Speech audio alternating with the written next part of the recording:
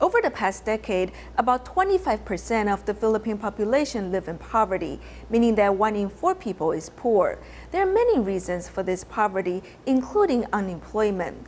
In the aftermath of Typhoon Haiyan, the Tzu Chi Foundation established vocational training classes in Palo at the Tzu Chi Great Love Village. Now this vocational training class has some 60 participants. After undertaking many training courses, many people have gained a lifeline out of poverty. The vegetarian lunchboxes that this group produces are also attracting lots of attention and winning over the general public. At sunset, we can see the tiny silhouette of abandoned children in the streets. Poverty not only robs these children of hope, but also the promise of a happy childhood. According to a Philippine government survey in 2013, some 4 million children and young people gave up their education, with 22.9% of people citing work or marriage as the reason, with another 19.2% saying their family cannot afford to send them to school. This means that poor children can't escape poverty through education, compounding their problems.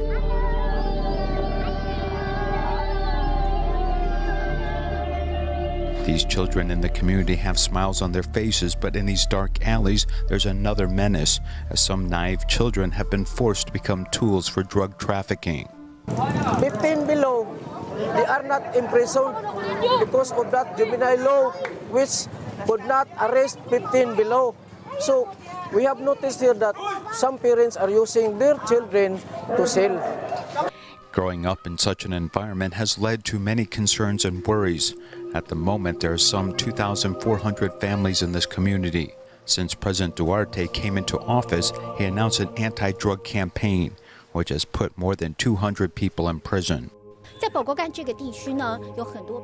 In Popogan, there are many poor families who have become the victims of drugs. 24-year-old Shirley is 7 months pregnant and cares for her 4 children along with her elderly blind mother. Her companion ran away because of drugs, so the whole family had to escape to this area. This small space looks very ordinary, but in fact it's the toilet of another family's home. Located in a fire escape alley underneath the floor of this tiny residence is a septic tank. Shirley and her whole family live above it. When Tzu Chi volunteers arrived, Shirley couldn't help but shed tears.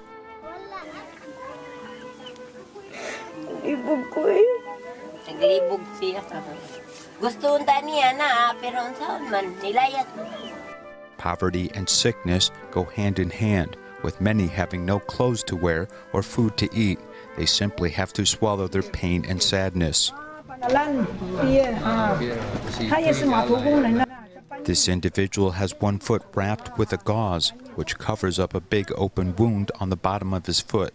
Since being unemployed, he has hid here, putting up a few sheets to make a tent. Every time I saw him, he was lying on his side as he had no way to walk. I came back and brought him to see a doctor.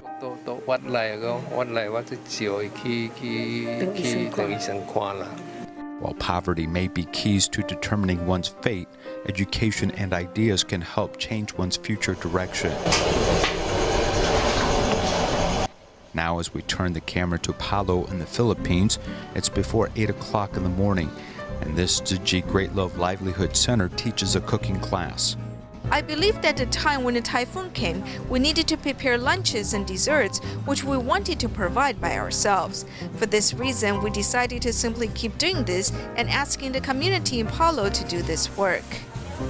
Once they were survivors of natural disasters, and now they have used this experience to learn and grow.